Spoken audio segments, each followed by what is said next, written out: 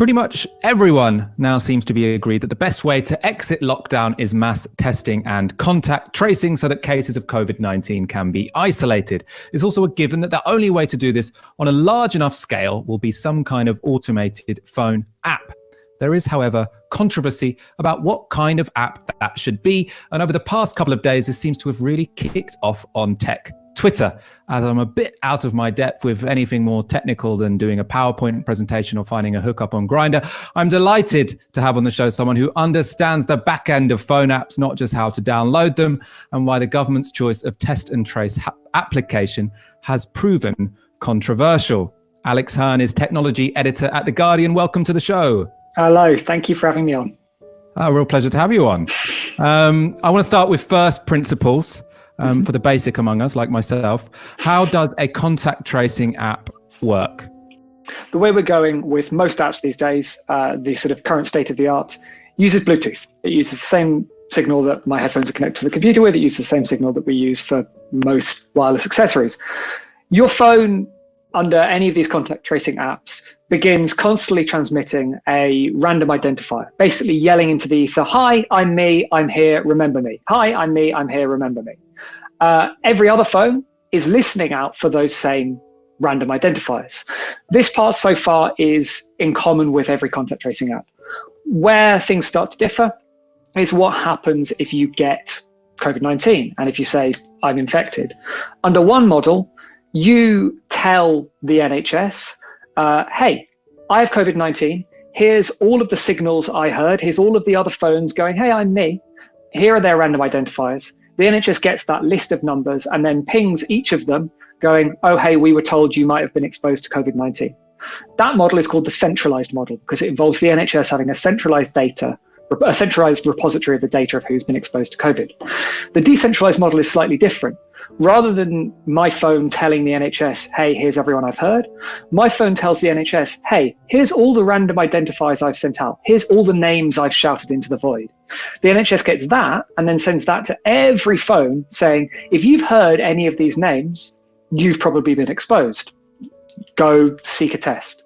The difference is that in the latter version, the NHS has no way of knowing whether anyone has actually been exposed to me. It doesn't have any information other than me sending them the list of what I've been yelling into the void for the last 2 weeks. And that difference is the nub of what the controversy today is about.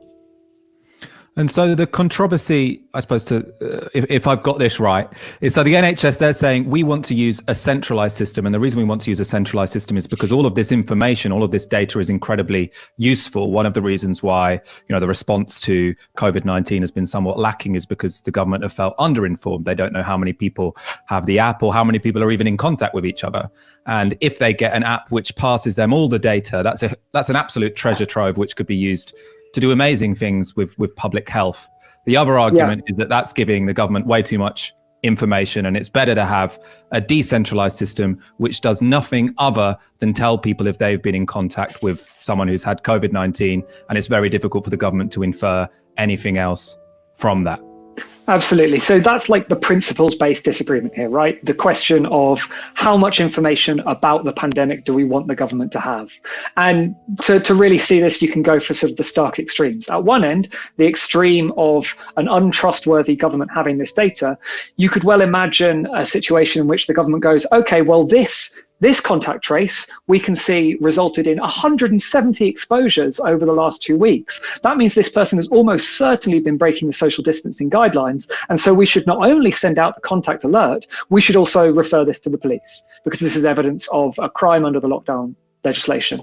That would obviously be a wild breach of the social contract under which these contact tracing apps would be done, but it's the sort of thing that privacy activists are concerned about. At the other end, the decentralized model, you could end up with a situation where the NHS knows that there have been 700 exposures through this contact tracing app, but doesn't know if that's resulted in 700 other people being potentially exposed to COVID-19 or 70,000. And it has no idea at what stage in the infection curve we're at. It gains no extra information. And we are at the situation we're at now, except we're trying to operate a fully open or at least reduced levels of social distancing without any extra data. It's easy to by both of those arguments, which is why actually the argument in the press hasn't really been about that complex principles-based difference. It's been much more down to brass tacks, will these apps work? Because there is a quirk to all of this, which is that the decentralized model is backed by Apple and Google, the makers of the two main smartphone operating systems. They've built extra tools into their operating systems, which will be launched in mid-May, which will support the decentralized model, which will make any app, any healthcare service around the world who builds a decentralized model work better, work smoother, fail less often, and have effectively more and more accurate exposure notifications. By picking a centralized model, the NHS has decided to go it alone. It's foregone the help of Apple and Google in building this app, and it's opened itself up to potential problems. The worst case scenario being what Singapore had when it built its equivalent app last month, which was an app that simply didn't work if it wasn't unlocked on your phone and open on the screen. In other words, if you were playing Candy Crush, no contact tracing. If your screen was locked, no contact tracing. If you ran out of battery, no contact tracing, but that's true for everyone. But because your screen had to be on all the time, your battery ran down faster. That's not a very good app, even if you manage to get people to install it. If it doesn't do contact tracing, it doesn't help. So there's the principles-based layer, but then way below that is just, does this stuff work? Can we build an app which actually gets these contacts and notifies people of potential exposure? And the issue there, so there's these sort of grand issues about decentralized versus centralized app, but then there's this, it's almost banal, but probably the most important one, which is about battery life, right? Mm-hmm. So the Apple and Google system, they're going to allow it to work in the background. So you're not using the app, but it's still pinging out this Bluetooth information all the time. But they're quite reluctant to let any app on a different centralized system have that same privilege. So if the NHS make their own centralized app, Google and Apple won't give them permission to constantly ping out Bluetooth information in the background. So it will only really work if people are constantly on this app, having it open, which seems quite unrealistic. Exactly. To the NHS's credit, based on what we've seen from the app that they're trialing in the Isle of Wight right now, they've done a much, much better job than a lot of other countries have in overcoming this burden. It looks likely that the NHS has built an app which does successfully run in the background for quite some time after it loses focus and manages through some nice, coding, basically, to avoid being shut down to preserve battery life. But there is still this fundamental problem that it doesn't have that get out of jail free card that Apple and Google are giving around. Now, if we want to bring a principles-led thing to that level, there is the real question of who the hell are Apple and Google to tell the NHS what the best way to run a COVID tracing app is. Apple and Google are not epidemiologists. Apple and Google do not really have the authority to overrule a National Health Service on the best way to tackle an outbreak. Apple and Google have made a policy decision, which is the decision that they do not feel comfortable supporting centralized apps. And they're enforcing that through an engineering control, which is that they get to build the APIs and they don't want to build this API. It's not. Some people have compared this to the question of whether they sort of break encryption for governments, but it's not that simple, because this isn't about asking them to build something that they haven't built. This is about asking them to hand over a key that they've already got to the NHS. And they're saying no, but it's a questionable decision whether that is the right thing to do. And so in principle, the government could say, unless you let our centralized app run in the background on your phones, we'll stop you operating in the UK. I mean, obviously, there'd be a really enormous game of chicken there, because the government wouldn't be particularly popular if everyone's iOS or Android device suddenly stopped working. Right. But you can imagine a strange standoff going on.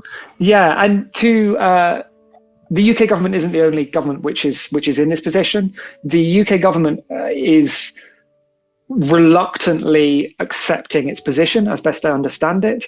They have talked about potentially switching if it becomes clear that the Apple and Google approach is better, but they accept that if they don't build with the Apple and Google approach, they don't get help from Apple and Google. France's government is being much more fighty. France's digital minister, Cédric O, has taken to the press multiple times to shout at Apple and Google, basically, and to go, it is outrageous that you're not helping us with this. We need this. Who are you to say no? Which is a legitimate question. Who are they to say no? This is a healthcare decision at its heart, and it's a decision of healthcare policy. And it's not entirely clear why Apple and Google should have a veto over it. I suppose my final question, or what are the sort of ideological dividing lines here? Because on one level, this is a very technical question, but at the same time, I suppose if you ask most of our audience, who do you side with in a fight? You'd say, let's go for the centralized NHS system versus the completely unaccountable Apple and Google system. But at the same time, this idea of a decentralized system with no central control is often quite attractive to our audience as well. I mean, I've seen Guido Fawkes coming out very strongly in favor of this decentralized Apple, Android system. Is there an ideological question here, or do you think the government are being overwhelmingly pragmatic here? The government are being like, Lord help me, I don't like giving this government credit, but they're being pragmatic. There's a few ideological schisms. There's the sort of privacy activist wedge, which is where you get that unlikely alliance between Guido Fawkes and a lot of the sort of libertarian left, you know, the idea that, generally speaking, government collecting huge batches of data about every citizen might be a bad thing that can be abused. You don't have to look very far to see why that's the case. We're still going through the after effects of the hostile environment policy, which has never formally been repealed or rebuked. But then there's another more interesting schism, which is basically around how much you see this as an NHS policy versus a government policy versus very specifically a Dominic Cummings policy. People who view it as an NHS app and an NHS policy, by and large, bring positive attitudes to the NHS with them on that, and view it in the narrative that the government wants it to be viewed as a, you know, stay at home, install the app, protect the NHS, save lives, and that's a really compelling frame. Less trust comes if you view this as a government app. If you look at this as a very Matt Hancock sort of thing, the man who moved from the Department for Digital Culture, Media and Sport over to the Department for Health and Social Care, who loves building apps so much he built an app called Matt Hancock MP, who set up NHSX originally as a sort of Matt Hancock Skunkworks project and then gave it the app to build. If you view it as that, there's a little bit more doubt. And then if you hang out on FUDP Twitter too much, the really hardcore Remain Twitter, there's a view that actually all of this is linked very strongly to Dominic Cummings, that Dominic Cummings is the man who weaseled his way onto Sage, that Dominic Cummings has weird links with the data community through his Brexit fiddling, and that Dominic Cummings is now going to get his hands on the NHS COVID app data, and what he'll do with that doesn't bear thinking about. I'm perhaps being unfair, but I don't think that's a particularly reasonable view. The evidence that I've seen doesn't suggest that Dominic Cummings actually is particularly linked to this, but he's a fearsome bogeyman, and people who hate him really hate him. And I think it does speak at the very least to a failure of government comms that they've not managed to push this app as a politically neutral, NHS-led thing that will be used exclusively and only for fighting this pandemic and saving lives, because that's the message they need to be putting out, because that's what they need to be doing.